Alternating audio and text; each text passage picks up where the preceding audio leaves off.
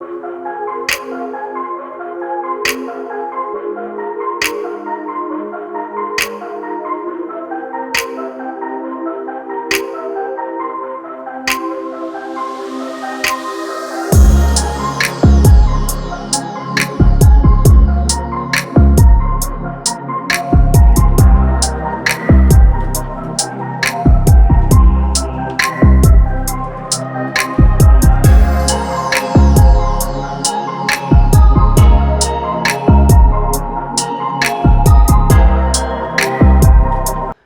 great people, African traveler again, and I just want to say Happy New Year to you guys. So today I'm coming with a very great story of a Kenyan who's doing an amazing job. So yeah, I got to know this great guy when I was doing a video about Fred, the Kenyan who came from the US and is doing an affordable housing projects. And one of the main thing that they're using is technology that is built nowhere else but here in Kenya. So guys, stick around and you guys are gonna be motivated, you guys are gonna be inspired, and most of you you'll see so many opportunities that you can work with. So my guest is none other but Simon Wachira. Simon Wachira, how are you? I'm very fine, thank you. Thank you so much for giving us this opportunity to meet you. So, so guys, we're in Nairobi right now, industrial area, and I'm in a very busy, dynamic area. And I will not mention so many things, but I would just like to get a brief of what is happening here. So Wachira, kindly please introduce yourself and your company. And you guys are gonna be amazed of what is happening here. You cannot believe this is happening. This is being done by a Kenyan. You know, most of you guys run to China for such things, but Kenyans are transforming the economy. So Wachira, karibu to the channel. Thank you very much. I'm Simon Wachira, and I founded a company called Protect Automation. Protect Automation, the main vision and emotion of it was to equip Africa with the means and methods to produce cost-effective products and very quality products. And just to compete with the world, because then the world is open right now. So every other country is selling things into Kenya, but then we had to find methods in the way we produce products so that we can compete internationally. That is basically what this company is founded on. In this company, we looked all over the world, and I looked, why don't we, or are we not able to do products in a very cost-effective way and quality? Then I found that there's certain technologies which the outside world, the East and West, had already engraved into their culture, and they had the population well-versed into these methods. And they were none other than using computer or digital fabrication, or what we call computer numerical control methods.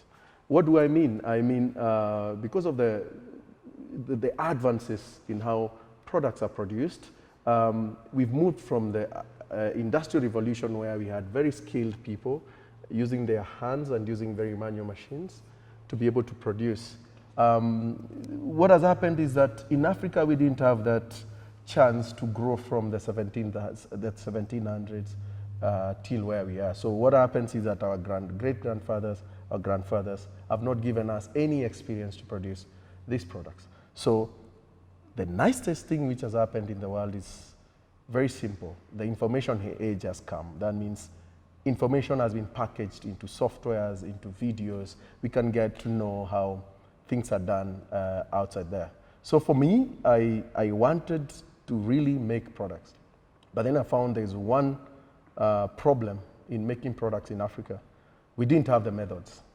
We had the people, we had the bright people, but then we didn't have the methods. And because we didn't have the methods to make, people did not have the experience. So I went the deep end. I decided to make the methods where equipments are involved, people are involved, and softwares are involved. These are what we call distribution panels. They're used to run factories.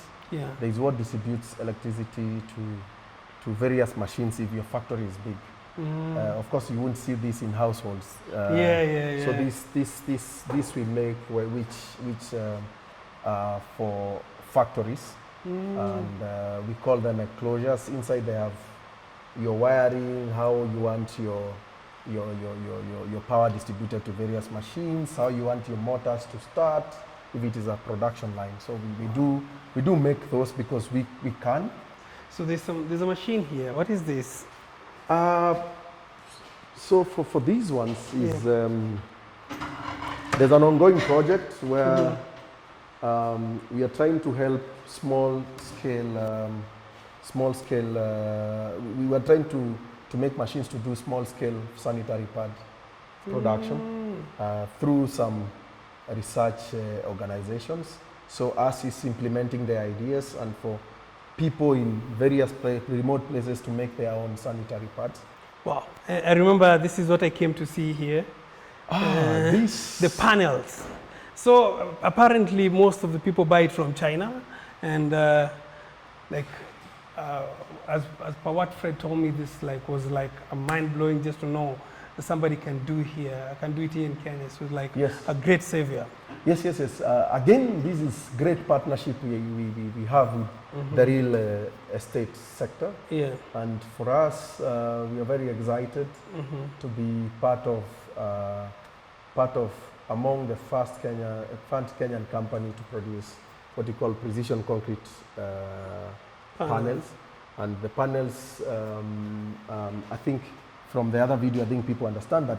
As I explained, is that the world, we are behind, but the world is ahead in this technology, meaning it produces houses rather than build. So these panels are combined to take a shape of a house. This is just part of the panels. They are combined very quickly to make a shape of a house. Then concrete is poured in the cavities. Then they are removed. Then you are left with the house. Meaning fully intact.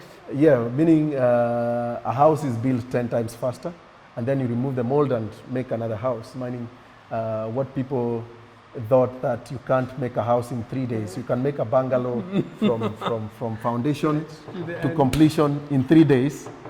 This is what we started, and we are happy being the first Kenyan and the first Kenyan, and I believe the first African company to do this. But of course, we do we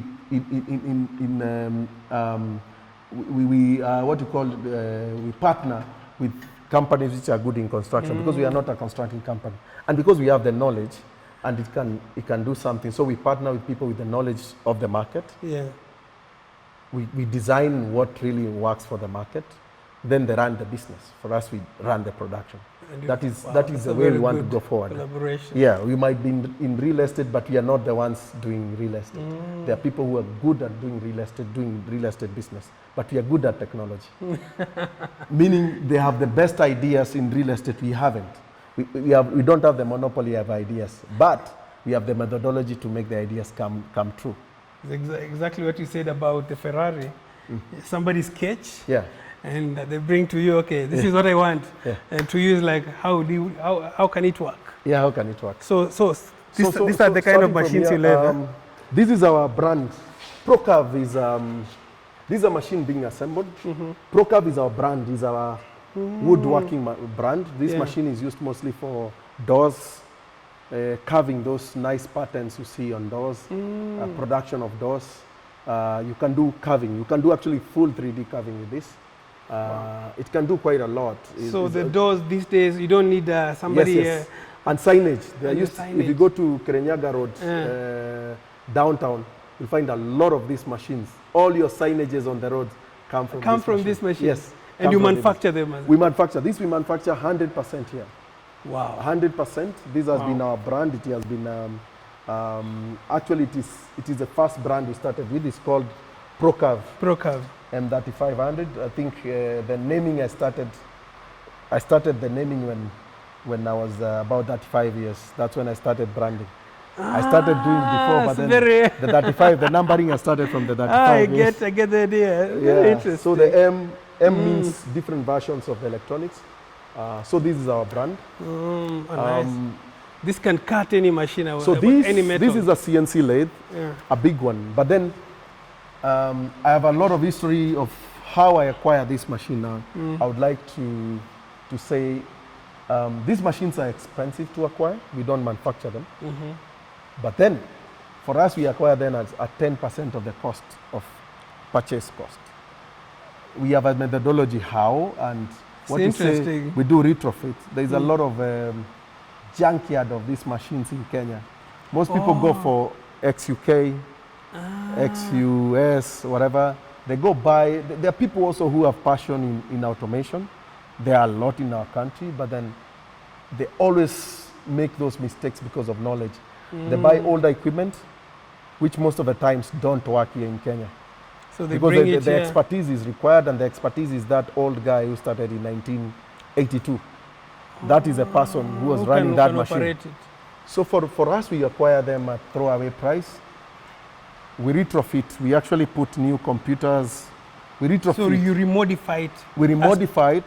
Like with your own expertise? Yes. We have expertise, our engineers. We remodify, we run it. We run it as if it were new. And we put new computers, new softwares. Probably this machine never ran any software. It ran very old. So that's what we do. So on this level, that's what we also, that's a business we are doing. We are telling people, if you want to go in this, instead of buying this machine, this machine is worth about 10 to 15 million. Wow. But we have just spent probably 7% of that. Whoa. Yes, about 7%. It's a crazy saving. Yeah, because when this machine is not working, it's useless. It cannot be used manually. It can only be thrown to scrap. And when you sell it as scrap, it will not. It will not attain that because it's mostly cast. So these are businesses. That's how we acquire this kind of equipment. The equipment we have no capability of manufacturing as well. We modify and modify it. Same to this. You digitize it. We digitize it. Yeah. Same to this. So this machine does only turning. All your circular, all your bushes, all your doorknobs. Everything which is nicely done and it's circular. It can do also molds for doing ceramic utensils. It can do molds for, it can do tooling for punching. You can do a lot of things because everything has a small pin, everything has a pin, whether it's your seat, your car. Yeah. So this machine is very useful. It's very useful.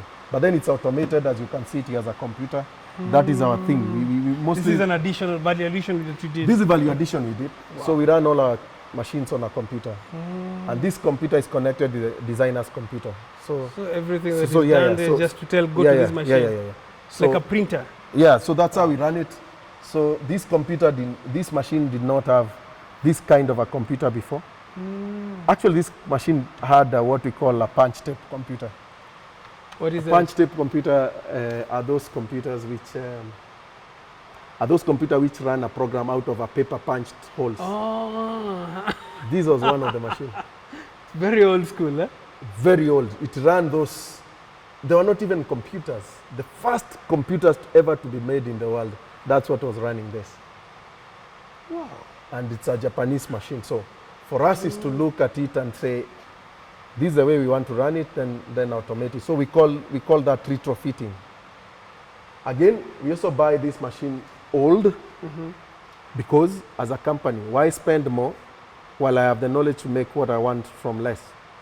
So I'll never buy this machine as new because the world has a lot of them lying. And the good thing is that the Western world, because of their policies, they would rather buy new than retrofit. But in Africa, why spend more money? While I can get exactly what the European they call it the latest one. Yeah, I can get the latest by just doing retrofit here. Exactly.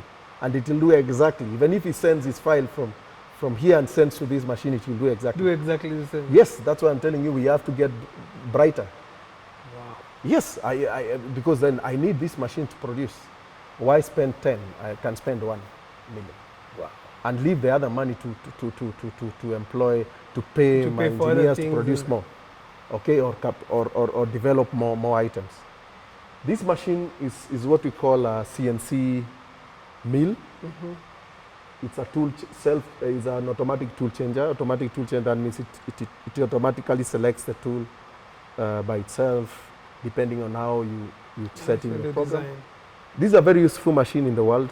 Without this machine, nothing else can function in the world.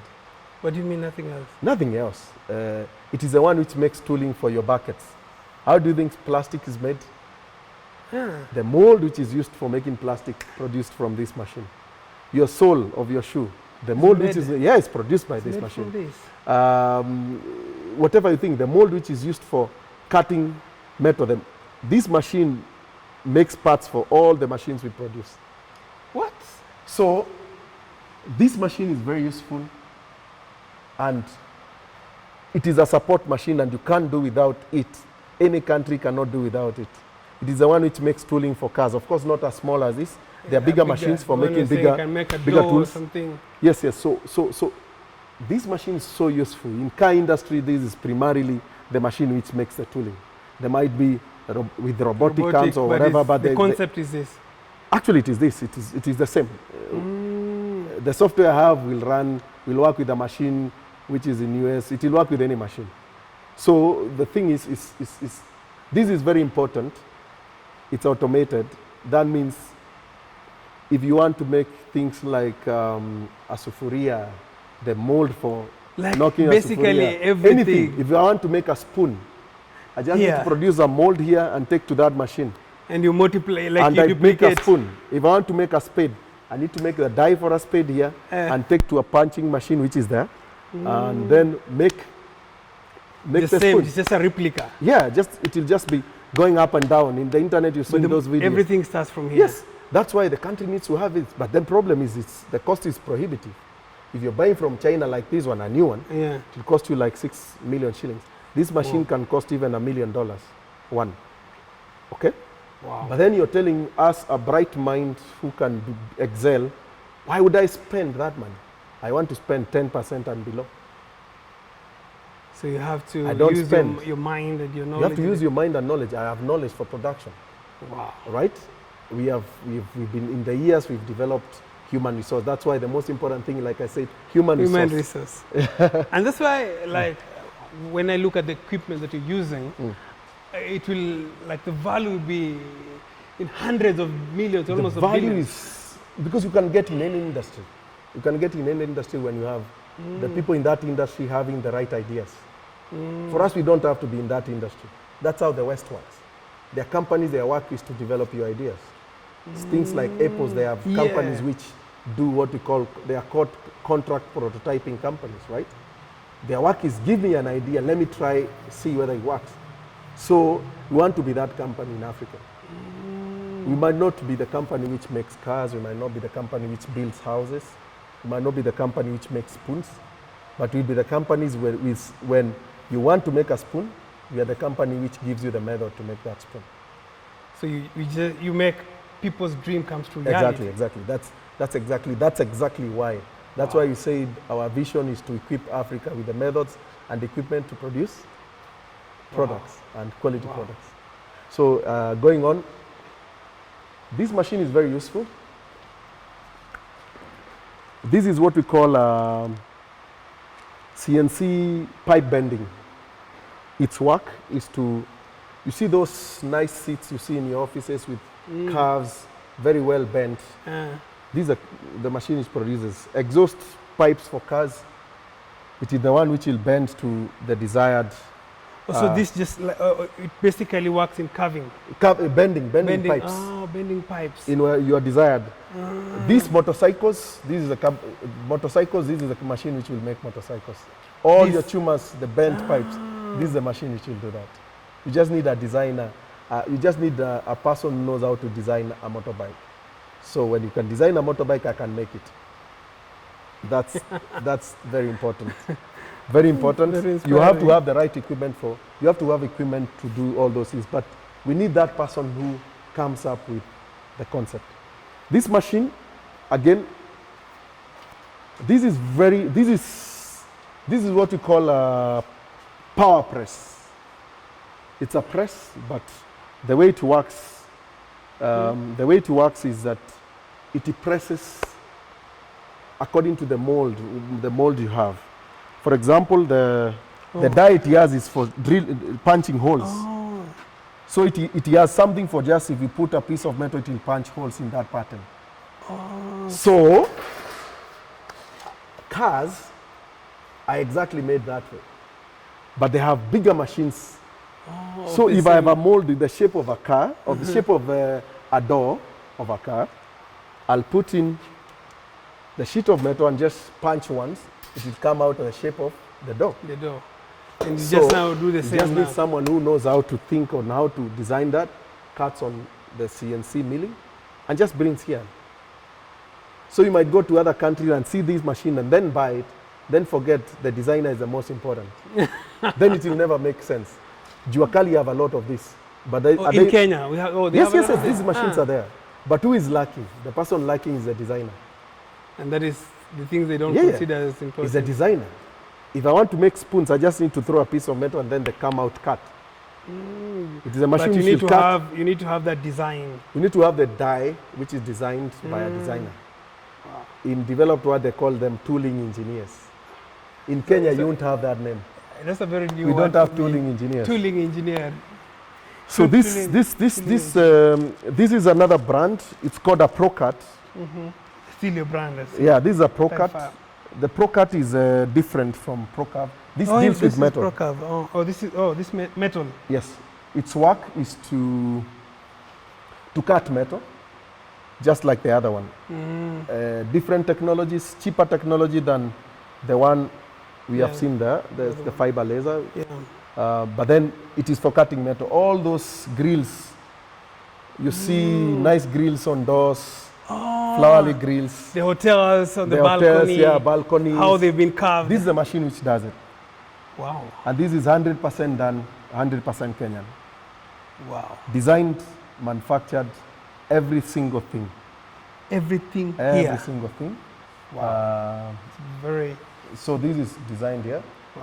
manufactured Wow. here. And this is a commercial machine running a lot of industries, running from people who do bodies, bus bodies. We have bus companies doing the very best buses in Kenya. They are using our equipment. We have people making tippers, making bodies for trucks. They use our They equipment. use your equipment? Yes, they use they are bought from here. So we have all sorts of equipment. In branding, we have people buying this equipment. So we are very happy that we are contributing in an African country, and we are contributing into real manufacturing. That is very, very, very fulfilling. I'm impressed actually. Yeah. So what you see here is our new kind of design we are trying to bring into the market. We are trying to bring into the market a design which will. So these are for the resale. This is for selling. So this is the assembly process. So this is how you make them actually. Yeah. From zero. So we make from zero. From we the assemble. cuts, like. Yeah. We use our equipment. We use from design office. It comes down here. It's cut. We do powder coating paint. So you also do the paint work. Yes, here. yes. And this paint is not your normal paint. We call it powder coating. We use powder paint. What is used in mostly anything which comes from abroad. It's not your spray painting, because we want a very durable paint. We really want to match. And that is basically hold very strong to the metal. Yeah. So the painting method is different. It's not your spray paint. We have to use a powder which is positively charged, and the metal is negatively charged. So the powder attaches to the metal. Then from there we put it in an oven. Wow. It's like it's Then cooked. bake it. Yes, it's cooked. It's cooked at around 180 degrees Celsius. Then that's how you find your fridge at home or your cooker at home. The paint doesn't come out. That easily. process which they used is the same process we use.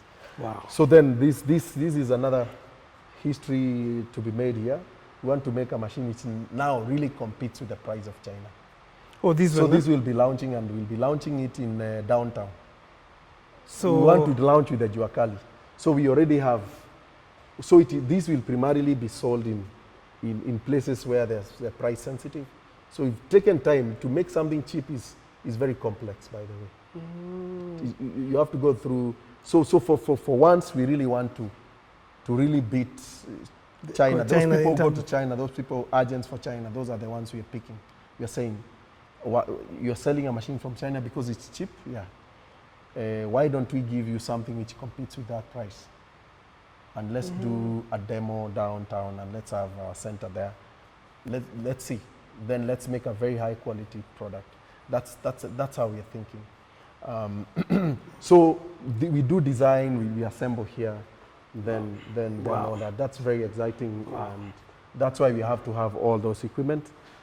This is the big equipment right here. Is what we call a turret punch. A turret punch. Yes. So what does it This do? is a stylish version of that. Oh, the other one, Yeah, the green that one. is, remember that is not very, that's not computerized at all. It doesn't need to.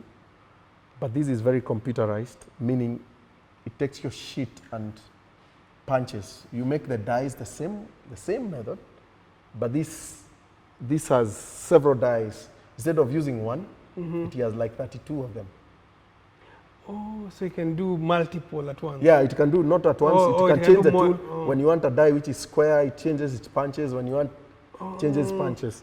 So this is like huge, this huh? is like a stylish one. Not that the output will be, but it's a stylish one.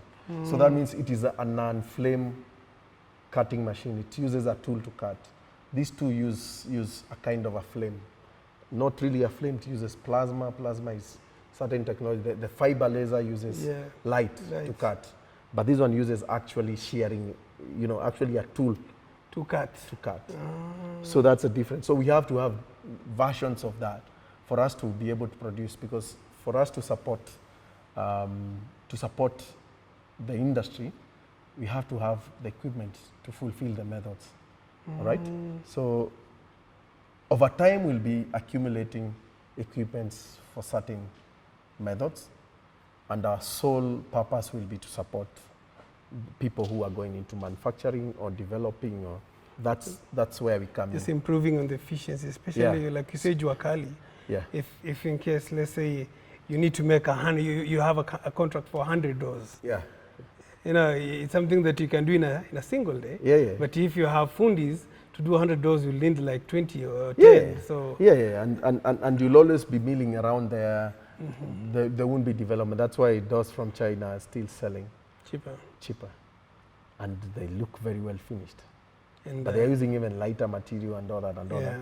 But then we need to move our population to that. I know there is arguments saying that when you automate in Africa, because Africa they live below $1, that you'll remove all that work from Africa.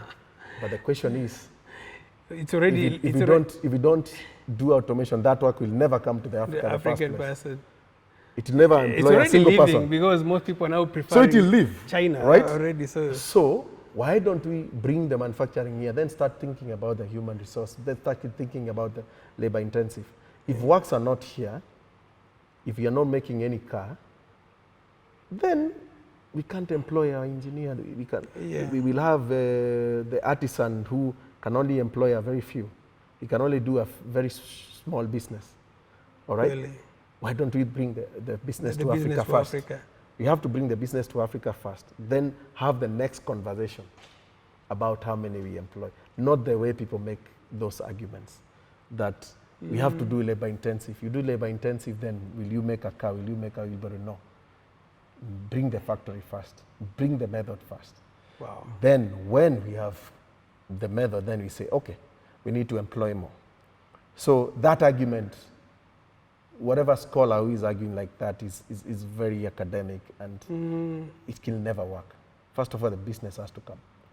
Manufacturing has to come first.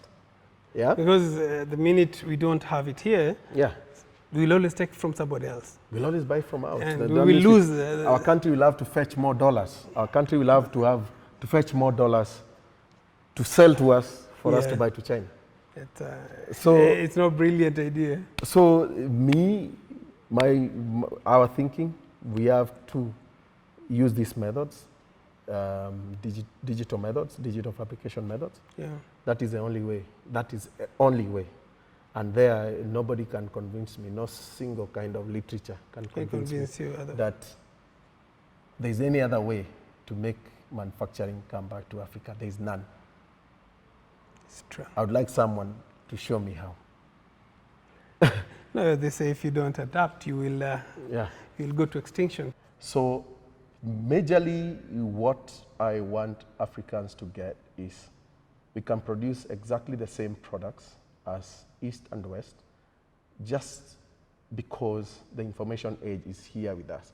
All that experience from the 1700s to now has been packaged into software and digital material, meaning as long as I understand the principles of how things are made, I can go and sit, take coffee, do everything on a computer, and then produce it with machines which understand the computer. And for example, every vehicle which is produced, every plane which is produced, shoes, every product you think about has been produced by this method. A good designer has created a concept on the computer, but then how do you make that concept a reality? The way you make a concept a reality is various ways. You could basically go and manually start making. I'll give you even a better example. The cup we use to take tea, that means the ones which we call ceramic ones. Oh, ceramic. The ceramic ones are made out of clay, but people can make out of hand. They can make those ceramics, but then how many can you produce cost effectively, and how long will it take you, and how can you maintain the same shape again and again and again?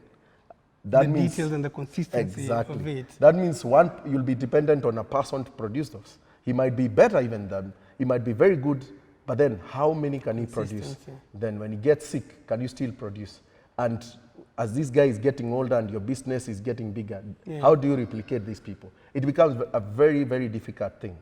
So the thing is, why don't I get someone to draft the cup, the designing ones, on a computer? When somebody does it on a computer, we take over from there. That means we already know what is in the mind of this person. So that means we digitize the idea. Digitizing the idea doesn't just stop there, because when we digitize, we can see the idea, but then we need to make it happen. How do we make it happen? But that means we have to make certain molds which will produce that cup. But then how do we produce the mold? That means in this era, it is possible to create concept and create the data required by certain equipment to produce the exact mold as you see it and as you know it and as the measurements are. That means a very ambitious young person has no barrier right now to production, as long as the market allows him to send his design. But then, while in Europe that is easy, in Africa, there's nowhere to send that design. So this is exactly what I wanted to start, and that's what I started. It has been a journey. But then I looked around, I wanted to digitize my ideas and send them somewhere, somebody produces, sends me back. I tried to do that, a bit prohibitive, so I decided to go not only to create the method, but the equipment, the computer numerical equipment. And then from there, we went to develop the human resource required to run this equipment. And so everything right now, it's run from Kenya? Yes. Like you don't like send the design to a different country? No. Wow. So no. And for me, that is what I believe that like what you said, that doing the same design in a volume, like in volume. Yes. That is where China is beating so many countries. Yes. Because right now in my village, I remember our grandmother used to make pots. Yes. But it was by hand. Yes. But right now Chinese can make you 100,000 pots. Yes. In a blink of an eye. Right. So, like there's a journey that you came to a point where you are right now. Like we just want to know, like Protec has been here for how long? Protec has been here since 2011. 2011. Yeah. So that is roughly 11 years. Yeah, it was there 11 years. It was there before, but incorporated in 2011. In 2011. Yes. Yeah. So I would want to get like the basic. Like, did you like study abroad just to get to know you? How did you start? Like, just a brief history of before, like, Protec. Yes. I think what I would say, I was a very curious kid from my childhood, and I liked making things, and went through school, but I knew what I wanted very early in my life. I actually knew what I wanted very early in primary school. I knew I wanted to become, I wanted to make houses because that's the only thing I knew. I wanted to become a civil engineer and architect. But then I went growing, I still could draw very well in primary school, went to secondary, went to university. So all this, your education system has been, is it been abroad or here? No. Everything I've done in Kenya. So everything you've done is in Kenya. So that gets to prove that our education system can really help in a big way as well. Yeah. I think we have everything we need in education system. What we don't have is exposure to actually know what we are learning can be useful. Okay. And the exposure means we need people to motivate other people. I need to grow up knowing that I want to be like that person who did this. He learned this and is able to utilize it. That's what we lacked while growing up. Yeah. And while I knew houses, growing up when I went to university, I never ended up being an architect, ended up being an electronic engineer because I liked it. I came to feel that architecture was a bit boring because of the houses which I was seeing being built. So I went to electronic. That was something I had not imagined I would do. And when I went to university, that's when I opened my eyes because then I was very curious, hungry to do something. Not hungry for knowledge, not hungry for school. I was hungry to do it, to do the engineering. I know people do it. Then I was a bit disappointed because we did a lot of maths, a lot of classes, but then that doing part was the physical lacking. part. The physical part was always experimental, lacking. Was always lacking. And to say short, I had to create my own curriculum on the side, meaning I did my own things, meaning I said, will be university, but me, this is what I learned.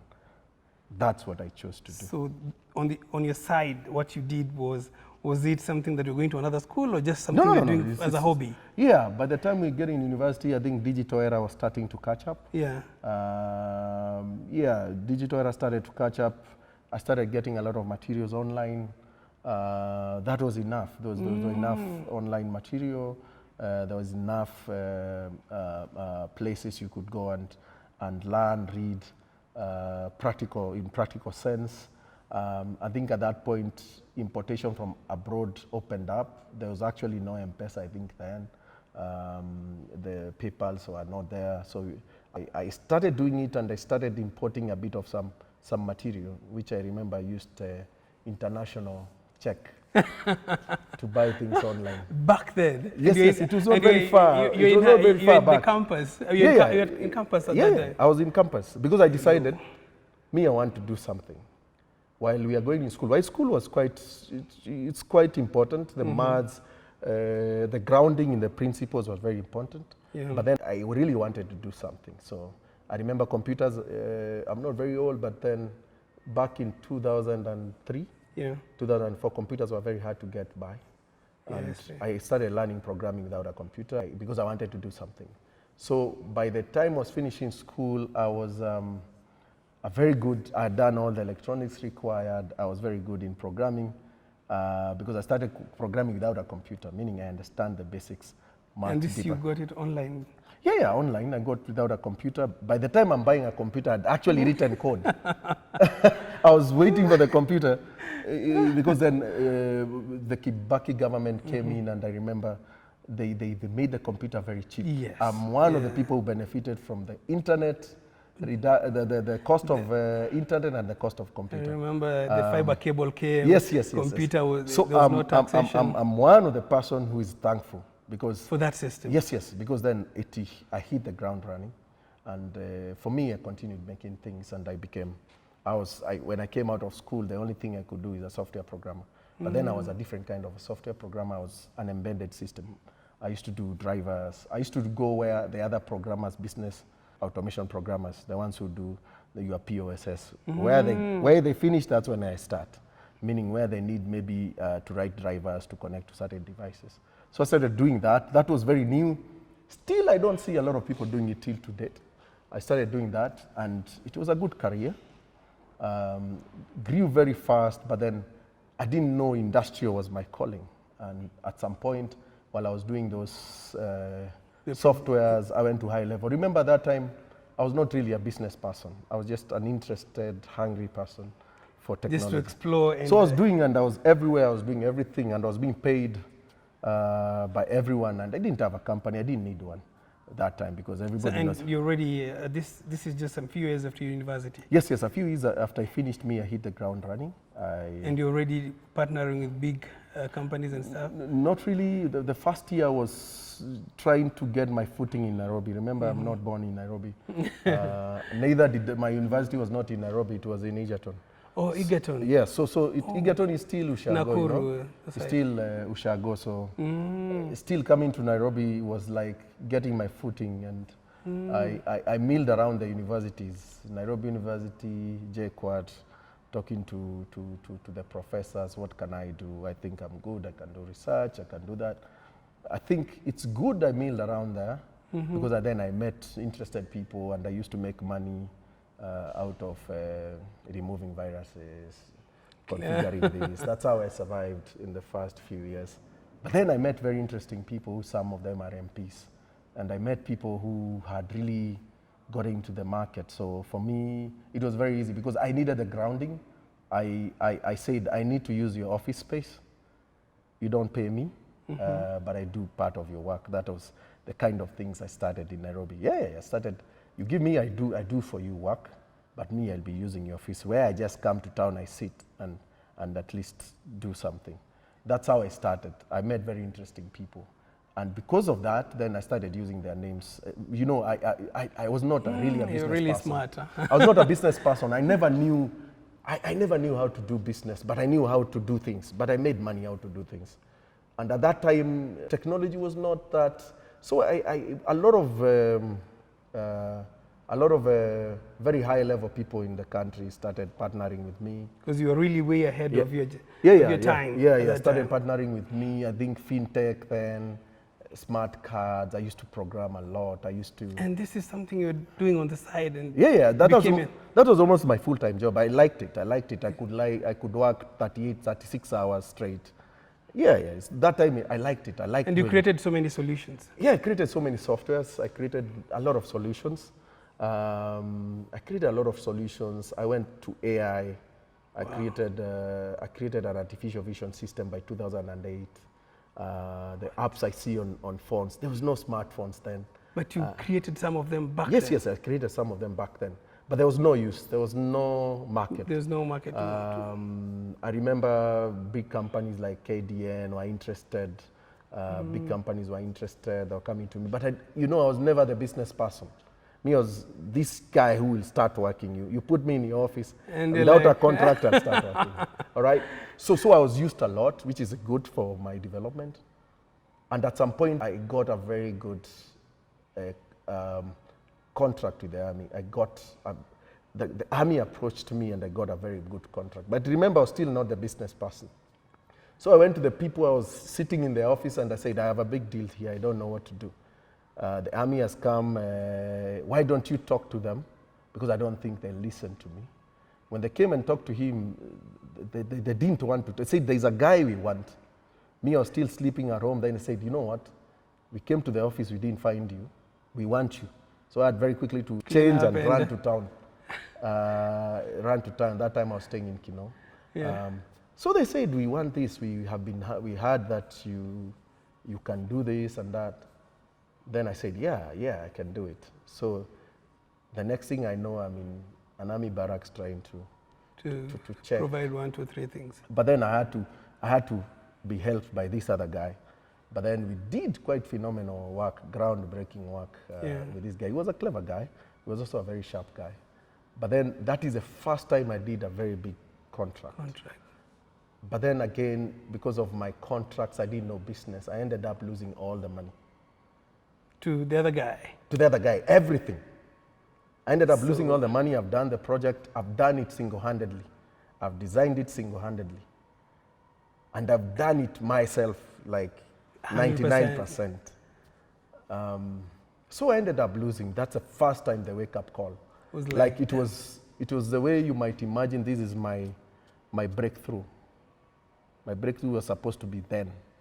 Like when the check comes and like... Wow. Yeah, like it was a lot of money. It was a lot of money. It's even in this time, it's a lot of money. And this guy took everything? I finished. He supported me. Yeah, he chipped in. I didn't have money. He funded it. He funded it literally. But then when it came to payment, Like he took all the profit. no, yeah, and he said to me, there is no money. And he said to my face, I said, oh my God. I said, what? And I remember him giving me 70,000. That's all what is remaining. And I think It was a great learning. that's exactly what made the turning point. So the softwares I could not do, I could not handle my customers. I got into a bit of some depression. Then I woke up, and the thing I felt like I want to do is industrial. And yeah. And it was a turning. Yeah, that was the turning point. But then I'm coming from, I've lost all my links, all my businesses. I've lost everything literally because I couldn't work. For like 4 months, I couldn't. Like, I couldn't work. Like customer calls me, I couldn't work. So, so I think at that point, I think, you know, something clicked in me. I said, no way, I need to come out of this. And I looked for the first time, I looked for a job. For the first time. But the funniest thing is that I had grown so much in 2 years out of school that the only job I applied were managerial positions. Remember, I've never been employed. But your experience already... No, I thought so. Because with my experience, I just went for 10 years experience job, 7 years experience, 8 years. True to my word, when I applied the next week, I had invitation from Safaricom, from other places. And I ended up choosing the heavy metal, not the software, because then I had the software side, so companies like Safaricom will be very interested. Yeah. I had the software side, the electronic side. So I decided to get into heavy metal, and I get into a steel production company. And true, I got a managerial position. I was heading an engineering department. Wow. But then I said it in my CV, me, I'm just self-taught. You know, I'm like, I've gained this experience, I'm self-taught. Don't ask me for papers. That is what you said? Yeah, that's what I said. I have it. I said I'm self-taught. Yeah, so that somebody don't ask me for this certification, for this engineering thing. Funny, I didn't know I'll get employed, but I got employed. But then there was a big development there. When I really got employed, that's when, after getting into employment, that's when it gave me a space now.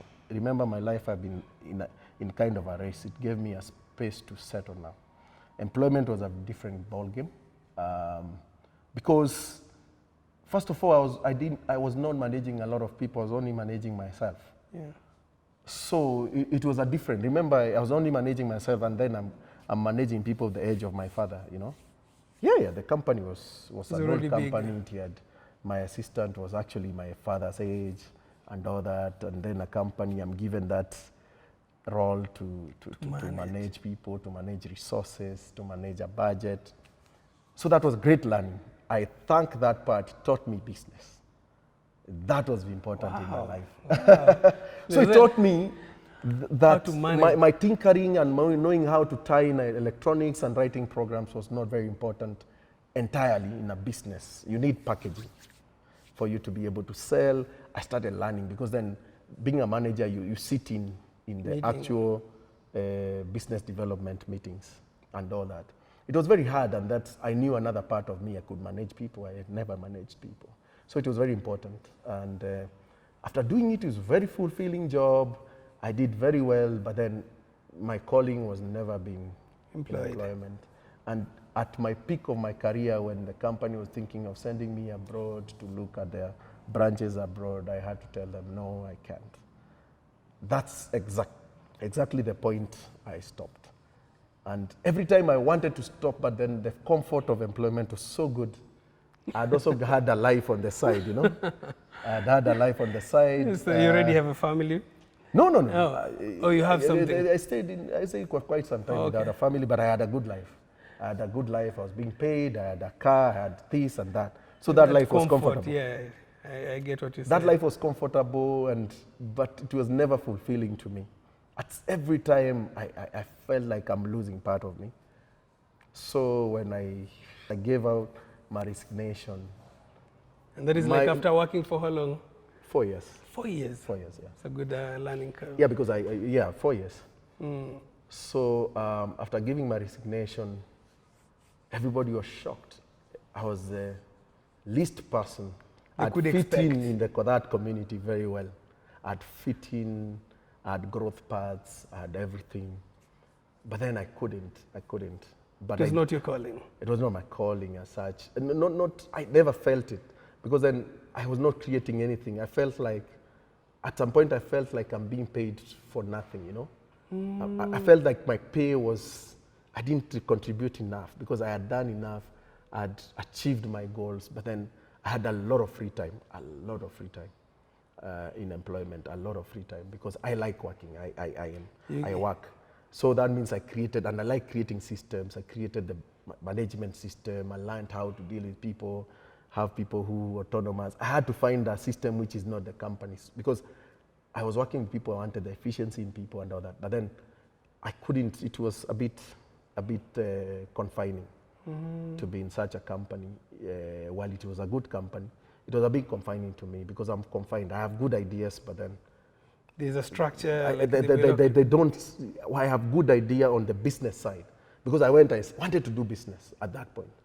While I was engineering was, for me, I felt was engineering in such a company was very, because I'm supposed to do repair that, buy that, budget that. That was not exactly what it was not fulfilling.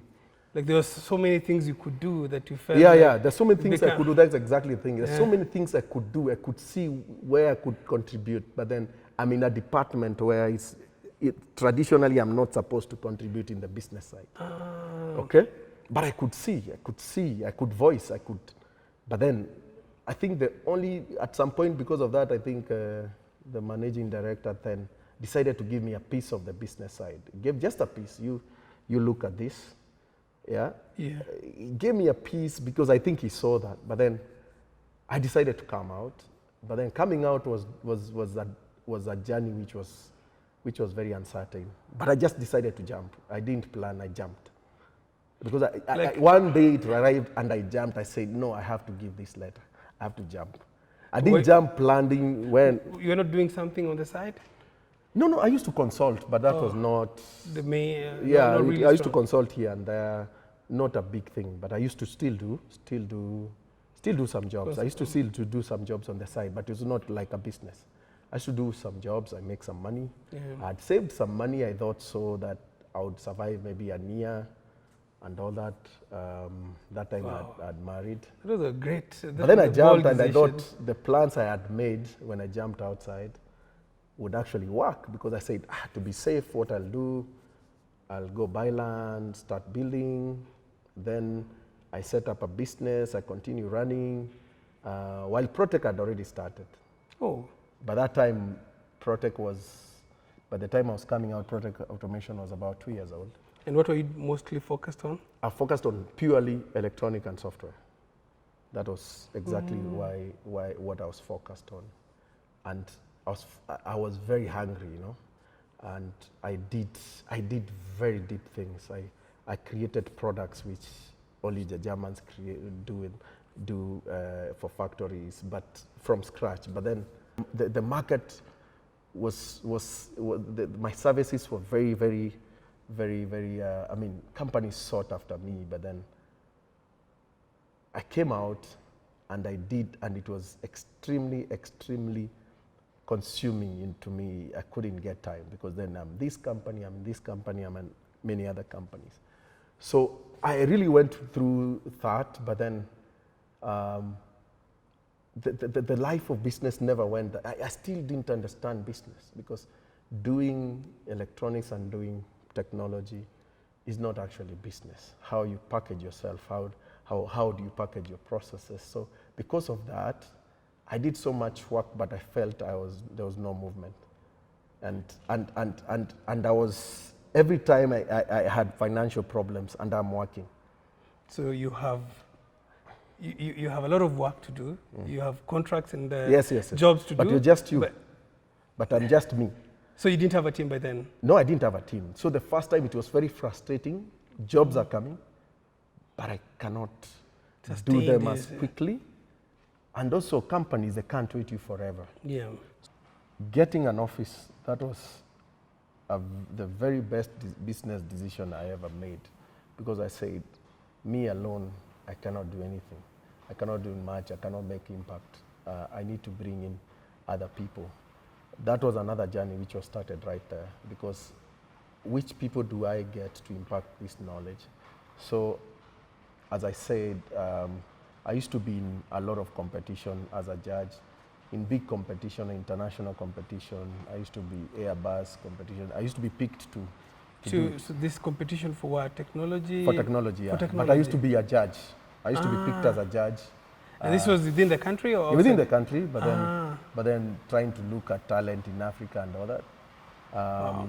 But then I used that opportunity to think that is a platform I'll use To get the best people. to start with, because I didn't know how do I start, where do I start. So I remember I got a lady who was very hungry, you know, like she was quite hungry, and that was my first employee. The funniest thing, my first employees were ladies, but not by design. Yeah. But then those are the people I found in competitions. Those are the people who really were aggressive enough. I did see guys, and I found myself having ladies, and they did very well. They actually taught me a lot of things because I started venturing into the actual heavy engineering. If you go back before I started an office, Yeah. I'd already started thinking about machine. And I'd already started from my home to start making the first CNC machine. So I'd already started. So you had something in your... Yes. the But place I didn't have an office, but that was a personal project. And going through making that personal project, which took me 8 months, made me know the industry very well. Because I thought what I read from the internet, I'll just walk into industry area and find it. Because I didn't know. It does not exist. So I learned a lot. I didn't know processes. So every time I was going to workshop and saying, can you do this? Show me how you'll do this. Show me what equipment you have. Because I used to check online and say, if this guy is doing, then I'll just look for someone with this equipment and he does And it. you do it. First of all, either I don't get the equipment, and if I get the equipment, that guy does not know of that method, which I saw online. There's not... He doesn't... So I tell him he can do. This video shows this. He say, yeah. Then I look at the machine and tell him, yeah, he can do. So I had a lot of those to and fro's until I came to understand what I need for manufacturing, because I came to understand the people are unexposed. People don't know to design something digitally and really look at the manufacturing and all that. And then I wanted to avoid a lot of welding, because I did not want to weld something, break it up. I wanted to make something which parts attach.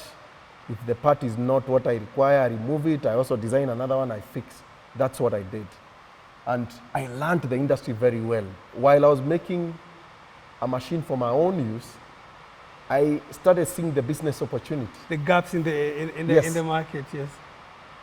I saw the business opportunity was so big I couldn't do it alone. That's when I started the company. And the funniest thing, while I was an electronic software guy, my first employee was a mechanical engineering lady. Because I thought, when I went to the market, I thought that is an industry which is developed. I came to understand why we can't move is not for the electronics, because I could do electronics. Software, we have a lot of software programmers in the country. They are doing very well. In finance, we have a lot of guys in finance.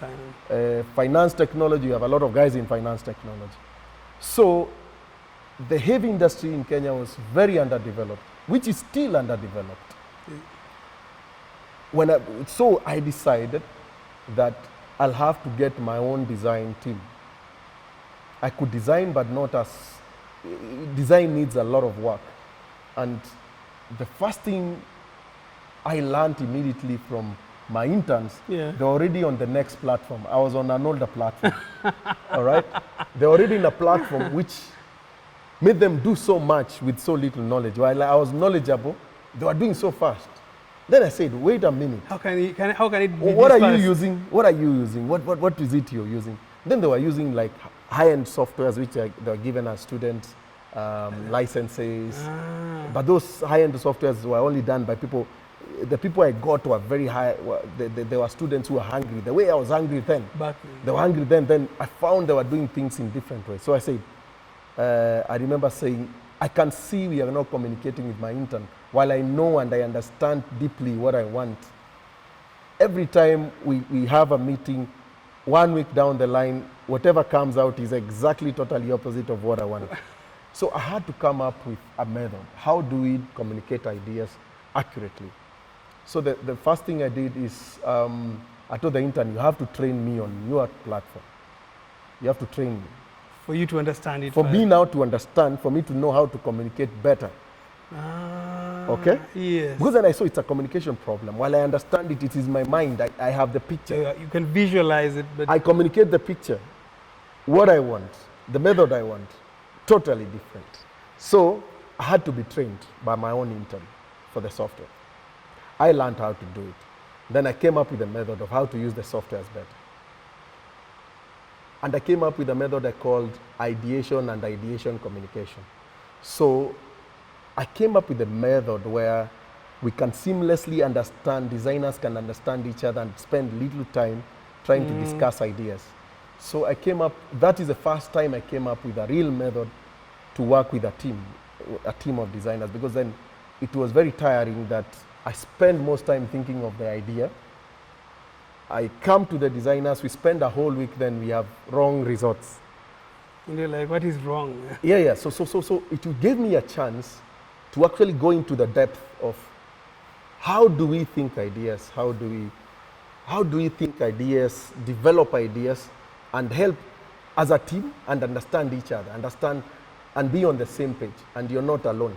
Remember, when you're working alone, you can do what you want, but remember, you have to work in a team. And this is a totally different way of working. Then I had to develop a team which has the capability of taking ideas very quickly to manufacturing. Yeah. So that was a breakthrough for me. That is what most companies can't do till now. They still have to discuss, draw, then after drawing, make, then the product is wrong. So I wanted to create a method which we can discuss and be corrected from the software level. And we can know from the software level and test from the software level. Because remember, we don't have that lot of money, and at that point, you can't get investment for what I was doing. The market was that is the time there was real estate boom. So real estate was where money was going. So people like me was like, you just go to China, we don't need to finance somebody like you. So I had to find a method where I use the least money, the least time, but get my things correct the first time.